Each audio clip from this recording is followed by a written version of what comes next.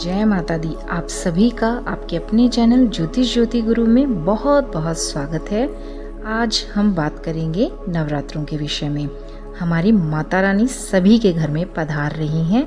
शारदीय नवरात्रि माँ को जो अत्यंत प्रिय उनके 9 दिन हैं वो आ रहे हैं और शुक्ल पक्ष की प्रतिपदा तिथि से ये नवरात्रि प्रारंभ होते हैं अश्विन महीने की, और नवमी तिथि तक, अश्विन महीने की नवमी तिथि तक ही ये नवरात्रि समाप्त होते हैं।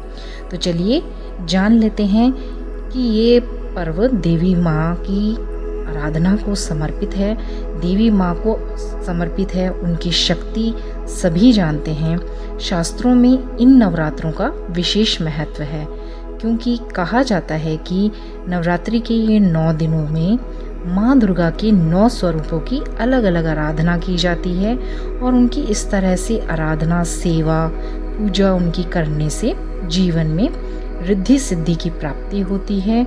और फिर अष्टमी नवमी तिथि को कन्या पूजन करके माँ का आशीर्वाद प्राप्त किया जाता है। तो नवरात्रों का समापन दशमी तिथि को विजयदशमी के दिन होता है। तो चलिए जान लेते हैं कि कलश स्थापना का मुहूर्त, पूजा की किस तरीके से आपको विधि अपनानी है और किस तारीख से किस तारीख को ये नवरात्रि प्रारंभ हो रहे हैं। तो संपूर्ण जानकारी आपको एक ही वीडियो में मिलेगी, तो आप इसे पूरा देखें, आपको पूरी जानकारी मिल जाएगी। साल 2022 में शारदीय नवरात्रि अश्विन मास की शुक्ल पक्ष की प्रतिपदा तिथि 26 सितंबर सोमवार के दिन से प्रारंभ हो रहे हैं और इनका समापन 5 अक्टूबर नवमी तिथि को होगा। तो तब तक चलेंगे, मतलब 26 सितंबर से नवरात्रि प्रारंभ होकर 5 अक्टूबर तक चलेंगे। प्रतिपदा तिथि 26 सितंबर को मनाई जाएगी और कलश स्थापना का सबसे अभिजीत और सबसे श्रेष्ठ मुहूर्त आप नोट कर लें। सुबह 6:11 से प्रातः काल ही 7:51 तक होगा।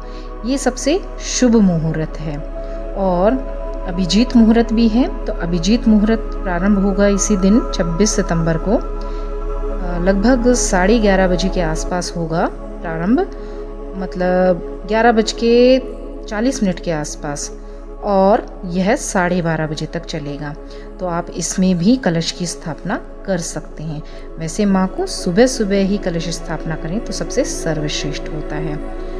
और प्रतिपदा तिथि 27 तारीख को प्रातःकाल 3:08 तक चलेगी और फिर द्वितीया तिथि प्रारंभ हो जाएगी।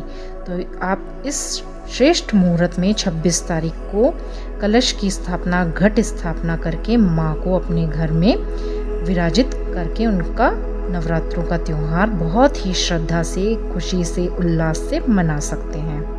नवरात्रि की शुरुआत कलश स्थापना के साथ होती है, जिसे घट स्थापना भी कहा जाता है। नवरात्रि के 9 दिनों में माँ दुर्गा के भक्त जितने भी हैं, चाहे वे औरत हैं, आदमी हैं, बच्चे हैं, बुजुर्ग हैं, वो माँ के इन 9 रूपों की विधि विधान के साथ पूजा अर्चना करते हैं। सबसे पहले दिन कलश की स्थापना करके प्रथम माँ शैलपुत्री मैया की पूजा की जाती है। उस दिन प्रातःकाल जल्दी उठकर पहले आप स्नान कर लें, स्वच्छ हो जाएं और स्वच्छ वस्त्र ही धारण करें। और फिर आप संकल्प लें, पूजन के जो स्थान आपने रखा है अपने घर में उसको अच्छे से साफ करें, नया लाल कपड़ा बिछाएं, कलश और घट की स्थापना करें। और अगर आप अखंड जोत जलाते हैं तो उसकी भी आपको, जब घट स्थापना करें उसी समय आपको वो भी स्थापना कर देनी है। मिट्टी के बर्तन में आपको 7 तरीके के अनाज ले लें, नहीं तो जौ या गेहूँ मिक्स करके भी आप ज्वारे उगा सकते हैं। इस व्रत में मुख्य रूप से उपवास करने का नियम होता है और फलाहार पे भी आप व्रत रख सकते हैं या एक समय भोजन कर भी व्रत को रख सकते हैं।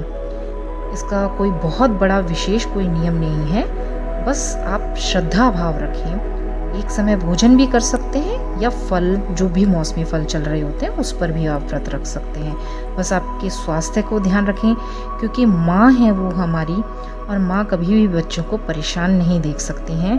तो आप अपने शरीर को अगर अस्वस्थ हैं तो कष्ट देकर, या कोई भी गर्भावस्था में कोई भी स्त्री है या वृद्धावस्था में कुछ ऐसे लोग हैं जो कि अब सक्षम नहीं हैं व्रत रखने में अस्वस्थता के कारण, तो वे भी इस व्रतों को अवॉइड ही करें। माँ की सिर्फ पूजन कर लें, माँ का ध्यान कर लें, उनके मंत्रों का जाप कर लें, श्रद्धा भाव रखें, मन को पवित्र रखें, मन को साफ रखें, किसी से द्वेष ना करें। तो इस तरीके की चीज़ें ये करना भी एक तरीके से व्रत रखना ही होता है। माँ कभी नहीं कहती अपने बच्चों को, चाहे हम कितने बूढ़े हो जाएं, बड़े हो जाएं, लेकिन फिर भी वो हमारी माँ ही रहेंगी और हम उनके बच्चे ही रहेंगे। तो कितने ही समय के लिए हम व्रत रखेंगे, लेकिन बड़े होने पर, बुजुर्ग होने पर, या अस्वस्थता की दशा में या गर्भावस्था की दशा में परेशान होकर कभी भी व्रत ना रखें, क्योंकि कोई भी माँ अपने बच्चों को परेशानी में नहीं देख सकती है। कहने का तात्पर्य है कि सिर्फ श्रद्धा भाव रखकर पूजन पाठ भी किया जा सकता है अगर आप व्रत नहीं रख रहे हैं। ठीक है, तो आप इस तरह से भी कर सकते हैं। आप मंदिर में जाएं, वहाँ पर आप नवरात्रों की पूजा पाठ कर सकते हैं, दुर्गा मैया का ध्यान कर सकते हैं। अगर घर पे माँ को स्थापित नहीं कर पा रहे हैं किसी भी वजह से, वहाँ पर अगर कथाएं चल रही होती हैं उन्हें सुने, उनका भी पुण्य फल मिलता है। या घर पर कथा करें या मंदिर में जाके करें, जैसा भी संभव हो आप वो सब करें। लेकिन बस माँ के इन 9 दिनों में माँ में ही ध्यान में विलीन हो जाए, ये सबसे सर्वश्रेष्ठ होता है। कन्याओं के लिए विशेषकर यह व्रत विशेष फलदायक होता है, क्योंकि श्री जगदम्बा माँ की कृपा से सभी विघ्न दूर हो जाते हैं। तो इसलिए जब भी माँ की चौकी लगाई जाती है, माँ का पूजन पाठ किया जाता है, तो माँ के जगराते भी किए जाते हैं, उनमें भी, और नियमित रूप से जब हम पूजा पाठ करते हैं उनमें भी माँ की जय जयकार का उच्चारण अवश्य ही करना चाहिए।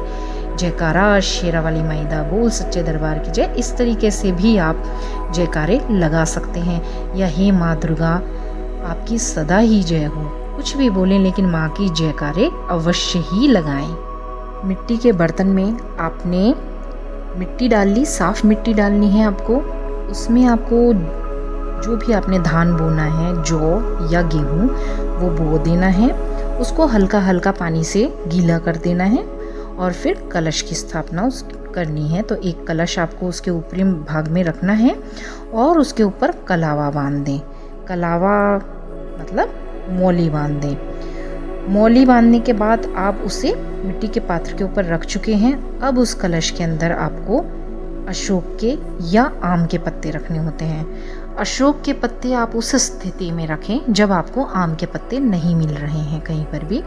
लेकिन अगर आम के पत्ते मिल रहे हैं तो माँ की पूजा पाठ में आम के पत्ते सबसे सर्वश्रेष्ठ माने जाते हैं। कलश में सिक्का, दूब थोड़ी सी, हल्दी की एक गांठ और एक सिक्का ये डालना चाहिए। इसके बाद में माँ के कलश के ऊपर नारियल रखना चाहिए। तो माँ की जो नारियल है, माँ के नाम से जो अर्पित कर रहे हैं, रख रहे हैं कलश स्थापना में, घट स्थापना में, तो उस पर चुन्नी लपेट दें। और चुन्नी ना हो तो मौली भी लपेट सकते हैं। मौली लपेट कर और उस पर स्वास्तिक बना दें, कलश पर भी स्वास्तिक बना दें।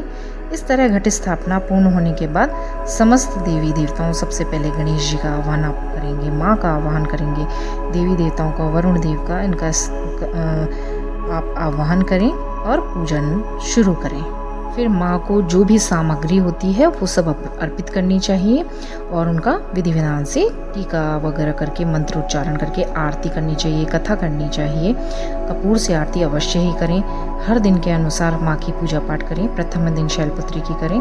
सामग्री की भी मैंने वीडियो डाल दी है, तो आप वहाँ से सामग्री को चेक कर ही लेंगे और भी अगर कोई समस्या हो तो उसमें देख सकते हैं। तो इस तरीके से ये नवरात्रि जो है वो माँ शक्ति की आराधना का पर्व है। नवरात्रि के इन 9 दिनों में हर कोई चाहता है कि माँ दुर्गा उससे प्रसन्न हो, उसको अपना आशीर्वाद दें। तो हर व्यक्ति अपने अनुसार, अपनी श्रद्धा के अनुसार व्रत रखता है, पूजा पाठ करता है और माँ की आराधना करता है। वास्तु के अनुसार भी कुछ ऐसी चीज़ें बताई गई हैं जिन्हें यदि नवरात्रि के से पहले या नवरात्रि के दौरान घर में ले आते हैं तो माँ दुर्गा अति प्रसन्न होती हैं और सभी की मनोकामनाओं को पूरा करती हैं, क्योंकि वे माँ हैं। माँ जब बच्चों की सुनती है तो सब कुछ उसके साथ अच्छा होने लग जाता है। तो आप ऐसे छोटी छोटी चीज़ें भी कर सकते हैं जिनसे कि आपका जीवन बहुत ही सुखमय बने और आपके घर में समृद्धि आए। तो नवरात्रों में आप माँ को हो सके तो गुड़हल का फूल या कमल का फूल अर्पित अवश्य ही करें, क्योंकि माँ की जो प्रतिमा होती है वो कभी भी आप देखेंगे कहीं पर भी हर देवी देवता कमल के फूल पर ही विराजित होते हैं।